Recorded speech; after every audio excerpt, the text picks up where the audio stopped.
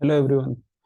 So this is the second tutorial about intermediate course, and here I describe a brief information about the enzyme kinetics, and because it's in need when you're just going some advanced course and last phase of intermediate course. At that time you have to get information in the enzymes, where is the active site region and where ligand bind and how to remove this ligand, such type of things, because some cases protein is highly unstable, so in that case some chemical or some ligands have been used to just stabilize for crystallization. So there are many ways when you're just going to the protein data bank structure analysis. At that time, it is a need to have a brief information about the enzyme kinetics. So for the intermediate course, I think it's important you should have a little information about the enzyme kinetics. So what exactly enzyme does? So here, so enzyme, as everyone knows, that is a catalyst in normal reaction in the outer side reaction, but in the enzyme, in the catalyst which work in the cellular system is called enzyme. So what exactly he did? So that's a normal reaction. Is a, I think, yeah, yeah, is a respiration reaction. So in this case, suppose some substrate, glucose and oxygen is substrate, and product carbon dioxide and water is liberated out.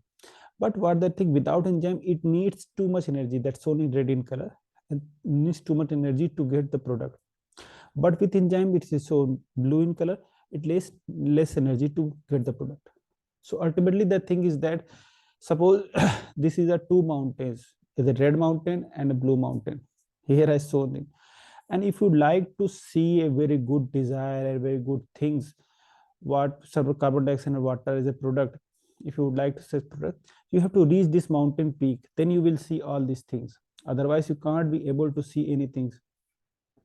So at least if you reach on the top of the floor, top of the peak of this mountain, suppose if you are just moving and you have a very red mountain and blue mountain, but after that you will just see all of the things which are you looking for, but at least you have to reach that the peak of the mountain. So suppose if two mountains, one is red mountain, one is a yellow, green, blue mountain, and by which if you are on the top of that you will see your product. Suppose if you are looking for some uh, heavenly beauty, so you have to reach that mountain. So in this case, if you have a both two mountain, one a red mountain, one a blue mountain, so you would prefer that, okay, blue mountain is a little bit, so you have to just go to little blue mountain, and you will get the all the product. As the same thing, you will get the same result when you just cover up the peak of the red mountain. So that's the thing, because at that time it needs some activation energy. So you need some energy to just move on the peak of the mountain, because after that you will get all the things, similar result, but you have to peak on the mountain. So that's a very uh, how do I say, misconcept in that what enzyme did. Usually I have just go through, and many student and many even faculty members also, everyone, there are some confusion because they told that the enzyme decrease the activation energy. No, it's a blunder. Enzyme did not decrease the activation energy. Enzymes move that reaction in a different path, so it needs different energy, less energy, to get the similar product. So that's why I'm saying that if you have a two mountain, one is a red mountain, one is a blue mountain, you have to move on the blue mountain, and you will get a similar result because the peak of the blue mountain is less. That's why I'm saying that enzymes move that reaction in that path, so it needs less activation energy. It did not decrease the activation energy, because as shown in the figure, you guys just get visualize, okay, with the enzyme the activation energy decreases. No, it needs less activation energy, because enzymes move that reaction in different path. So that's the basic of the concept of the enzyme kinetics. You have to know, you will never be confused about uh, uh, what is the role of the enzyme, because you have to just clear that enzyme role to move the reaction in that manner, so it needs less activation energy. That's the one thing you have to be keep in mind, because that's a very, most of the person have to that information. Enzyme decrease activation energy. No, enzyme did not decrease activation energy. That's it. Move, that takes in a different path. Okay. Now I'm just move some other thing. Some other things I'm not describing too much detail here, but the thing is very important regarding enzyme kinetics. So there are two type of inhibitor. So suppose if enzyme and it, as I think everyone know that something, because suppose enzyme and that's a active site region. If that active site region, if have a some structure, suppose this the upper one have a this region and they release this product. But if the active site region, the inhibitor structure to bind at the active site is the similar with the substrate. So suppose if enzyme is a 10 molecules and it need 10 substrate, so 10 substrate come and bind with 10 molecules and 10 product is formed. But if enzyme is a 10 and 10 substrate and 10 inhibitor, which looks similar in structure, we can say that's a look like a mirror image, some changes, but when it bind on the pocket of the enzymes, that region is similar. So if it's the 10 enzymes and 10 substrate and 10 inhibitor, so now there is a competition between substrate and inhibitor to bind on that region. So that's why we can say that is a competitive inhibitor, because the competition between substrate and inhibitor, because their both structure look like similar, the region which is bind on the enzyme, and definitely after binding to the inhibitor, the reaction did not happen. That's why it's called inhibitor. So that's a basic concept. So you have to just a competitive inhibitor, and another thing is a non-competitive inhibitor. So non-competitive inhibitor is the same thing.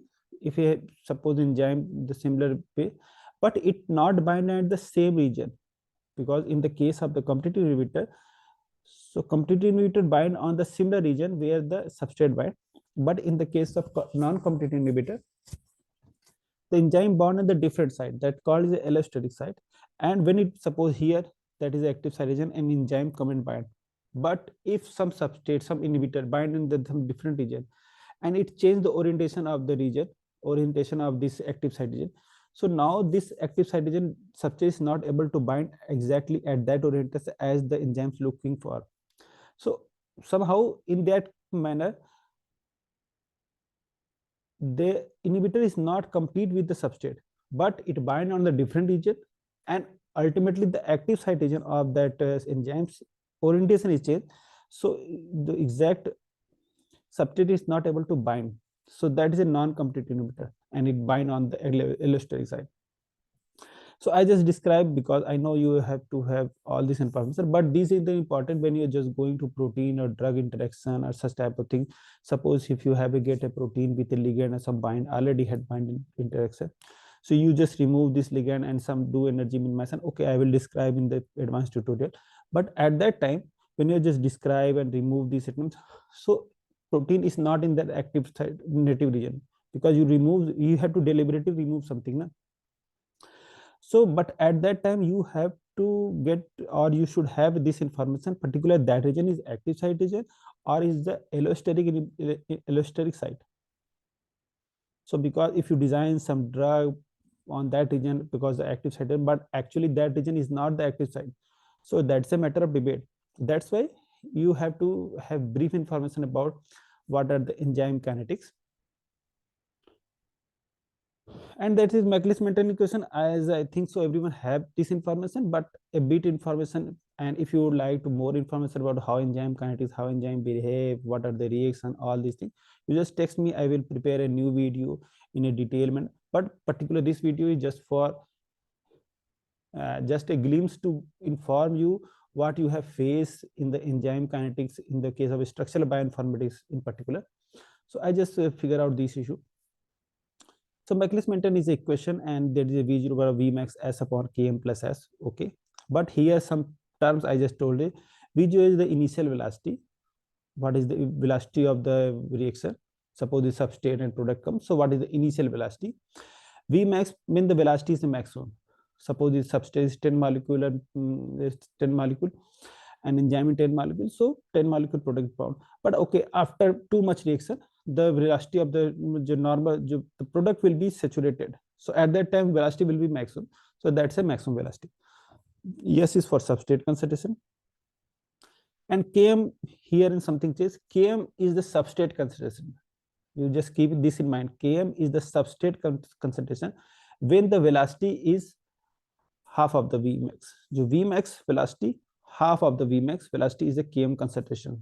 So Km actually is the substrate concentration when the velocity, Vmax velocity is half.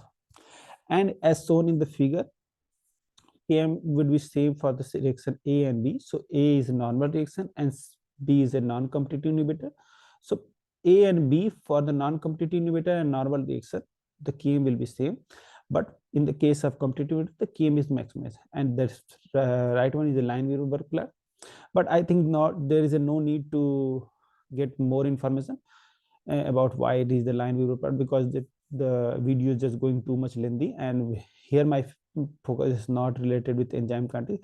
Here my major concern that you have to a brief information about the enzyme kinetics. What is the substrate? What is the competitive inhibitor? What is the non-competitive inhibitor? Because when you're just going in some advanced courses, it's really need to get information, because sometimes someone have to design a protein ligand interaction, and the region which are important for the active site region, that active site region is not exactly the active site region. So that's a it will create too much problem when you're just going some enzyme molecular docking or some simulation study. So that's a brief, and I think up to now you have to be clear about what is a competitive inhibitor and what is a non-competitive inhibitor, and I will just describe in advanced course how to figure out in competitive and non-competitive inhibitor, and do the rest. So up to now, so thank you very much. Plus just be in touch, and if you would like anything, just text me. Thank you very much.